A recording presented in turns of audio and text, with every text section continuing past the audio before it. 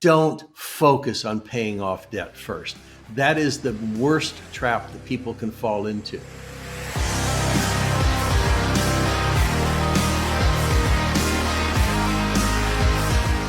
What would be your advice to people who have a lot of debt?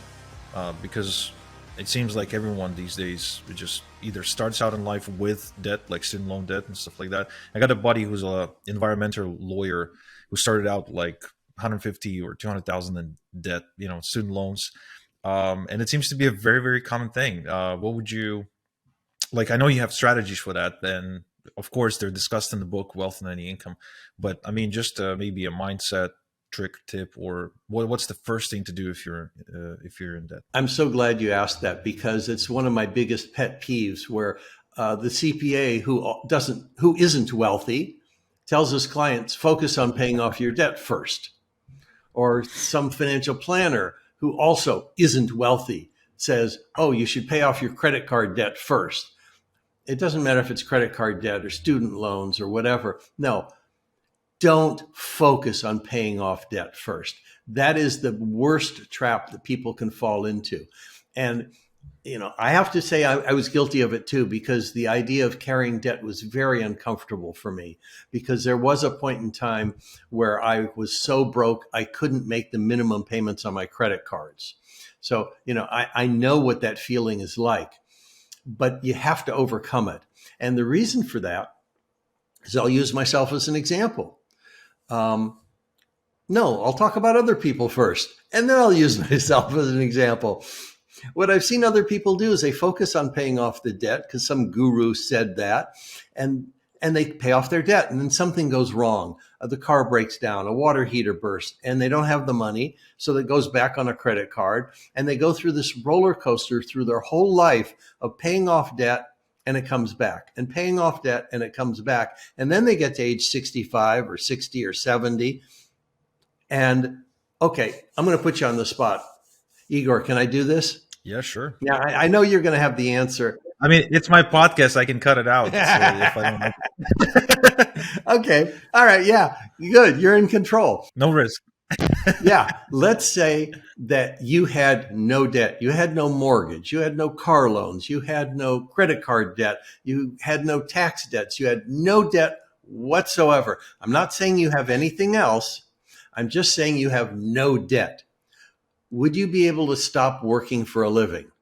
I would still have bills. Yes. You still want to pay the utility bill. Maybe you want to buy food.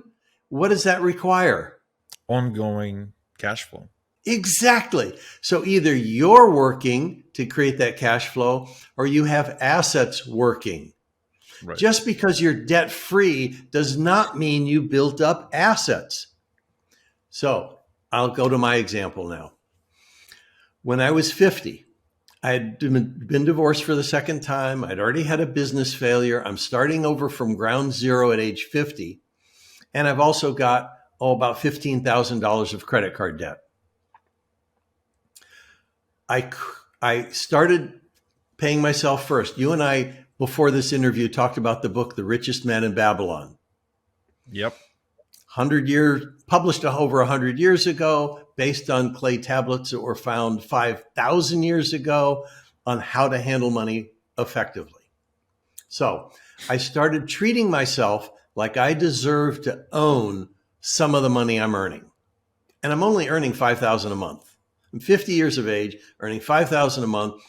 I set aside 10%, $500 a month. In 3 years, I saved up $18,000.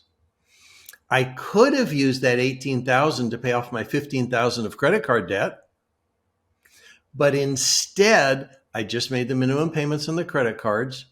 And then my wife had a realtor who came and said, Rennie, you should buy this little 3-unit property. Now I'm in Los Angeles.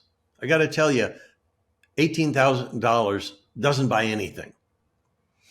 But the realtor said, this is such a good deal, I'll come up with half the down payment.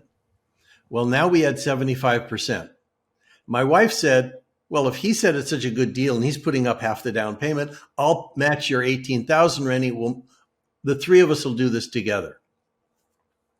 That building within 5 years was worth $500,000 more. So my 18,000 was now worth 125 or 120, whatever the math is. I failed high school math, so pardon me if I'm not completely accurate here. And so I created an expression that says, wealth creation is a team sport, not a solo sport. We bought this 3-unit property together. And within the next 5 years, by borrowing money, I went from, how you want to phrase it, that 3-unit, we added 47 more units in the next 5 years. And that's by borrowing money. Obviously, the cash flow from these buildings was able to pay off my credit card debt. So the tenants that we had paid off my credit card debt. And we had a level of cash flow where if I chose to work or chose not to work, that's the situation that arose. That's within 5 years, because I took that 18,000 and invested with 2 other people instead of paying off my credit card debt. That's really cool. I know some people who do that as well, especially here in Toronto, where 18,000 won't buy anything either. I mean, in some neighborhoods, it's just you won't even cover the, what's it called, the land transfer tax. It's quite ridiculous.